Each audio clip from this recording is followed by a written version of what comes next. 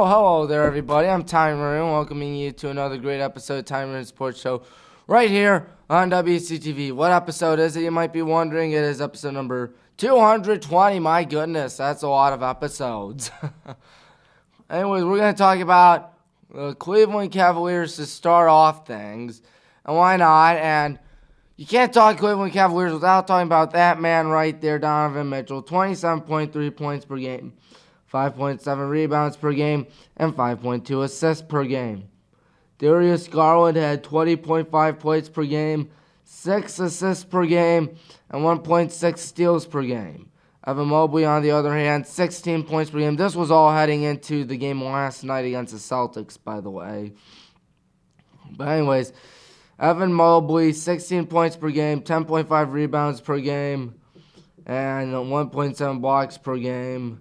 And then, of course, you have Karis LeVert, 14.9 points per game, 40.8 field goal percentage, and 1.73 points made per game. And Jared Allen with 12.5 points per game, 8.2 rebounds per game, and 0.9 blocks per game. All right, let's look and see what the Cavs have been doing lately. And honestly, it could be going a little bit better. I mean, the Cavs are indeed winning over the Magic and the Heat. Of course, first was a win over the Magic, 121-111, where Donovan Mitchell scored 35 points and 5 threes. Darius Garland had 26 points, 9 assists. Max Strus, 17 points, 4 threes. And Paul Banchero, 42 points, and Cole Anthony, 19 points. Meanwhile, Franz Wagner had 14 points and 9 assists. All of that for Orlando, of course. And then the Magic were never winning during the game. So that's always a good sight to see. It's also a good sight to see is that game right there where the Cavs in the white uniforms rather than the black uniforms, as you could tell by Darius Garland flipping that to Jared Allen, who dunks it down. But yeah, good news. The Cavs won over the Heat 111-99. Donovan Mitchell, 27 points, 13 rebounds. Darius Garland, 18 points. George Niang, 13 points off the bench. Not too shabby. Kevin Love, 14 points and 12 rebounds. 6 Heat players had double-digit points, and the Cavs had to come back from 16 points in the second quarter. As you could tell right there, that's a 14-point deficit. But the Cavs were able to still win the game nonetheless. And then the Cavs played the Magic again. This time at Orlando. It was not that good because the Cavs lost this time, 104-94. Darius Garland, 36 points. Donovan Mitchell, 22 points. Paul Banchero, 20 points, 10 rebounds. Franz Wagner, 19 points, 8 rebounds. And Jalen Suggs had 12 points. Cavs left for most of the first half and had 5 more rebounds than the Magic, but it was not enough. And then last night was a rough one. The Cavs took a tough loss to the Boston Celtics, despite being ahead at the half by a score of, let's see here, 31 plus 29, 60, 21 plus 38. Wait, hold on a minute. Did I get that right? 38 plus 21 and 31 plus 29. Up by 1 at the half, so I was right. Anyways, the Cavs still lost, unfortunately, but it was not without highlights. Donovan Mitchell, 29 points. Darius Garland, 26 points, 7 assists. Max Strus, 17 points, 9 rebounds. And for Boston, every starter had double-digit points for them, including Jason Tatum and Jaylen Brown, 25 points. And Jason Tatum and Kristaps Porzingis, 10 rebounds each. So there was that. It was definitely not a good game for the Cavs as they took the tough loss. Looking at some of the stats out there. The Celtics went 26 for 26 from the free throw line. That is unbelievable. And what's also really frustrating is that the Cavs are 13-11. Not the best start out there. The Boston Celtics sitting up top the, Eastern Conference. They have not dropped a single home game at the TD Garden this center of the Celtics. Keep in mind, folks, we could be Pistons fans. I'm just saying, 20 straight losses. Good Lord. Good Lord is right. 20 straight losses. And there is something about Wingstop and the Detroit Pistons. If I could pull it up. Detroit Pistons, looking at this. Wingstop offers 5 free wings whenever the Detroit Pistons win. So they're making a lot of money right now. Oh, ye gods, how do you lose 20 straight games? That's insane. That's about a fourth of the season. Anyways, enough of that. More on Tommy's picks, and why not? Tommy's picks recap right here. Note, I did not do a show last week due to finals, so I did it based off the fact of what I thought was going to happen last Sunday or last week. High school boys basketball, Walsh beat Highland 61-54. Was a good contested game, well-contested game, I should say.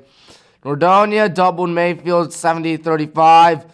Brunswick beat Avon Lake 59-47. St. Ignatius now number 1 in the Northeast Ohio Zone top 25, beating Medina 79-52.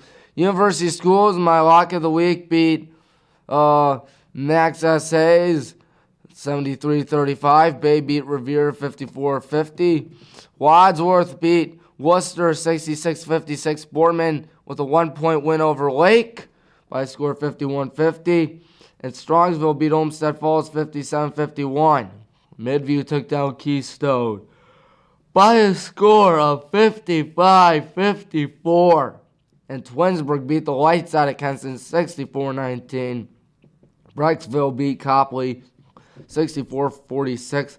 And Hudson beat Roosevelt 53-30. Meanwhile, Black River got the best of Cloverleaf got the best of Black River 81-56. So there was that. And what there also was that Barberton won a game. That's right, Barberton is doing a good job right now. And what do you call it? In high school basketball, which is kind of hard to believe because they went winless last year.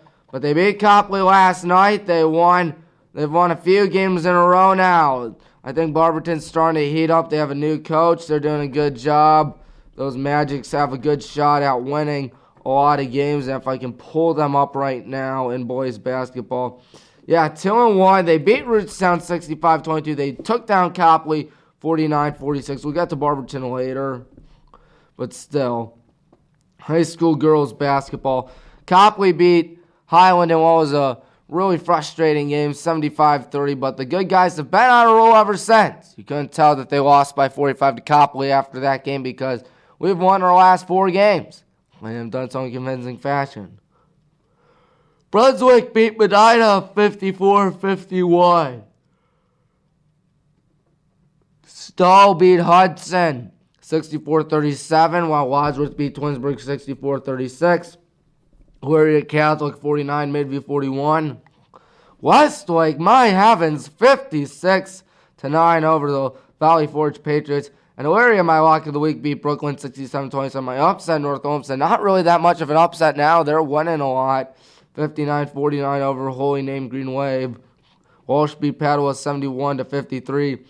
Keystone edged out a win over Lutheran West 44-42. Bay beat Buckeye 57-17. Columbia beat Black River 61-30. And Mentor beat Shaker Heights 54-45. Now it's time for the NFL. The Steelers lost. The Steelers lost to another 2-win team. How embarrassing. Well, being a Steelers fan, 21-18, they lost.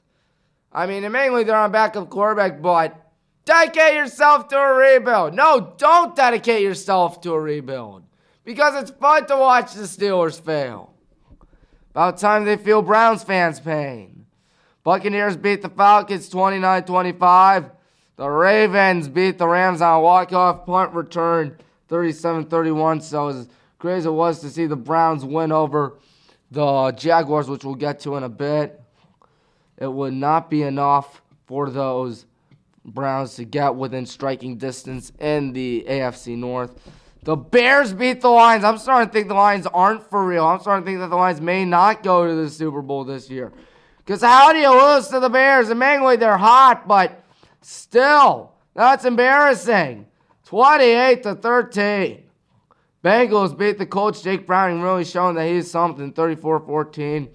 And the Browns beat the Jaguars 31-27. Joe Flacco is the man. Joe Flacco, the savior of the Browns franchise. and you know it.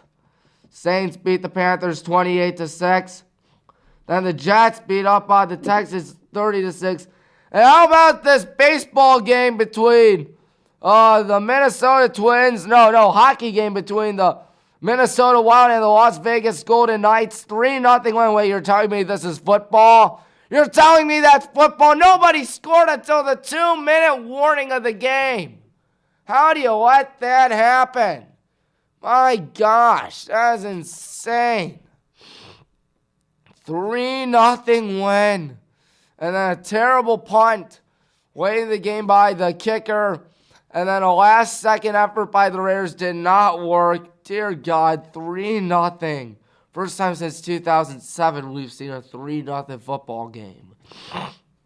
And then the 49ers beat the Seattle Seahawks 28-16. DK Metcalf clearly a hothead out there because he got ejected from the game again. And, of course, you know what?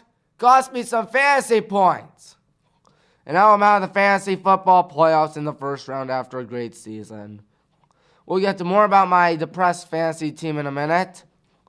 But the Bills beat the Chiefs 20-17 because Kadarius Toney lined up offsides. How do you line up offsides like that is a great question. And all the Chiefs fans were going absolutely bananas over it. They were losing their lids over it. My God, Patrick Mahomes was yelling, being like, "This is the worst thing that ever happened to the Chiefs. I can't believe it's happening now. Oh, I'm so frustrated." Excuse me for the Patrick Mahomes voice, but still, he's very angry about it. It was funny to watch. I found leaked footage of Patrick Mahomes crying.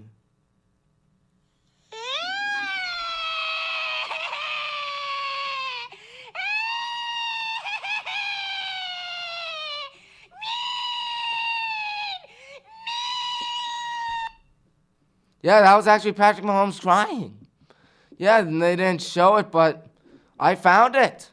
Good thing your good pal found it because who knows, maybe you would not have heard that great crying. Broncos country is actually riding 24-7 over the Chargers. They're one game back of the Chiefs for the lead of the division. My God, that's insane. Cowboys beat the Eagles on Sunday night 33-13. Tyreek Hill happened to get hurt at the worst possible time. Oh, that is so frustrating. Cost me my fantasy season. 28-27. Titans won with a nice comeback. And Tommy DeVito is doing good for the Giants. Who would have thunk it? He helps beat the Packers 24-22. And boys basketball, I went 11-3 as you could tell. 9-4 in girls basketball and 10-6 in the NFL. 121-90 with 133 points on the season. Now it's time for Tommy's picks.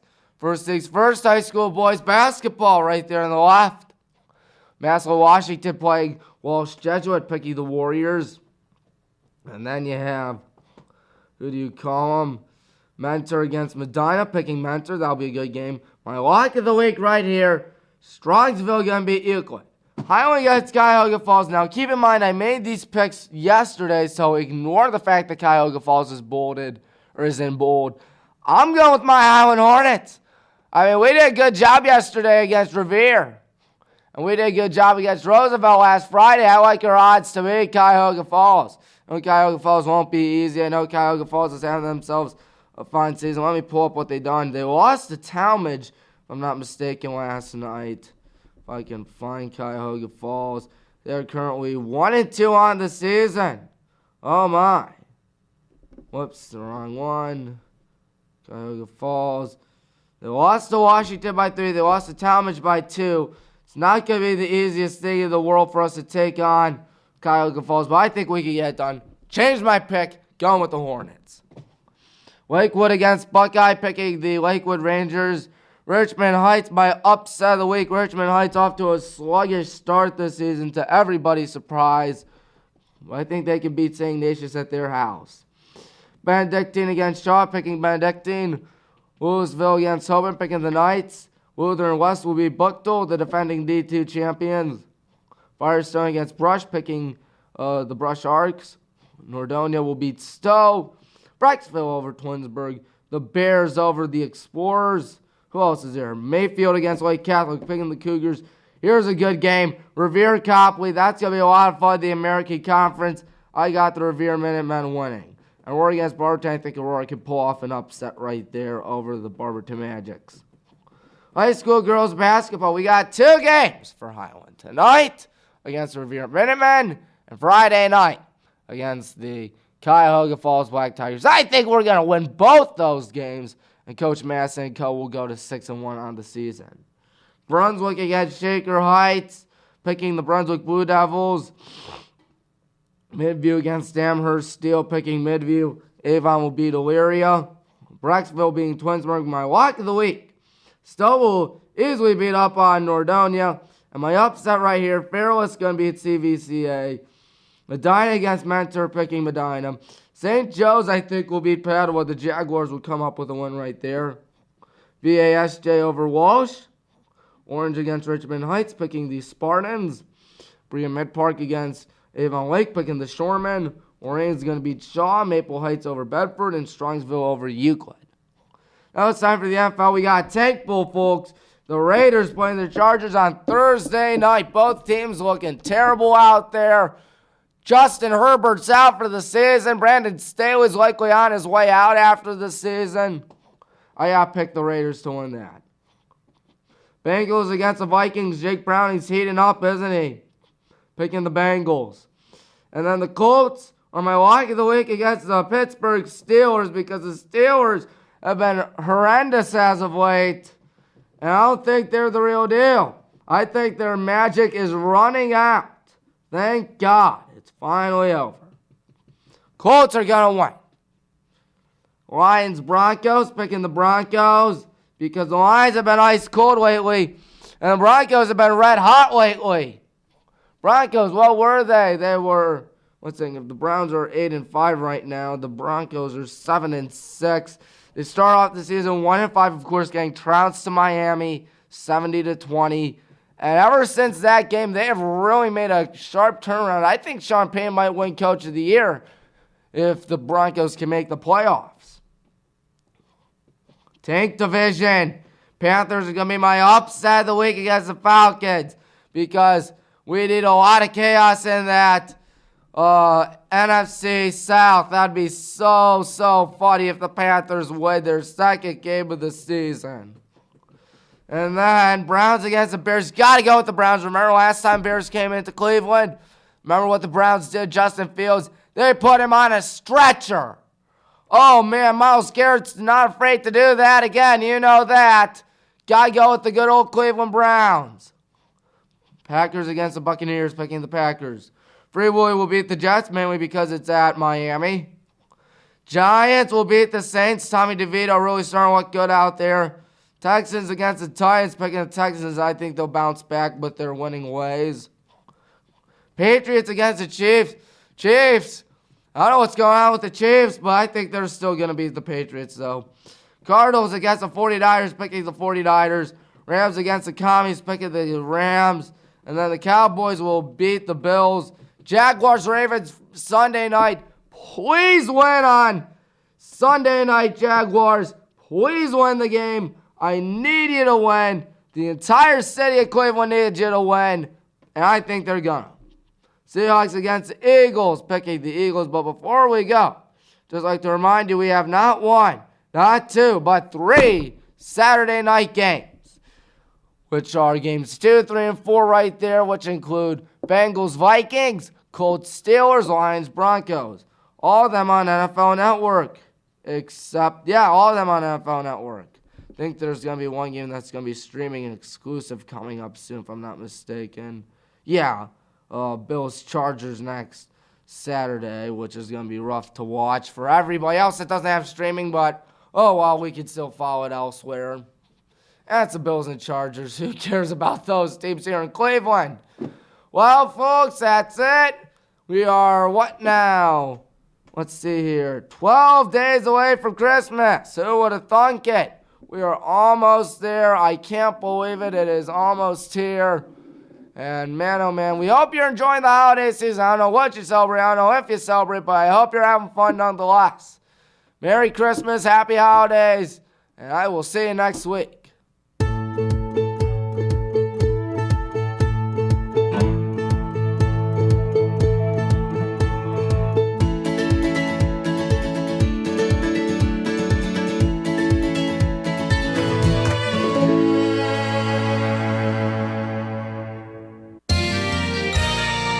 You are watching WCTV, Wadsworth Community Television.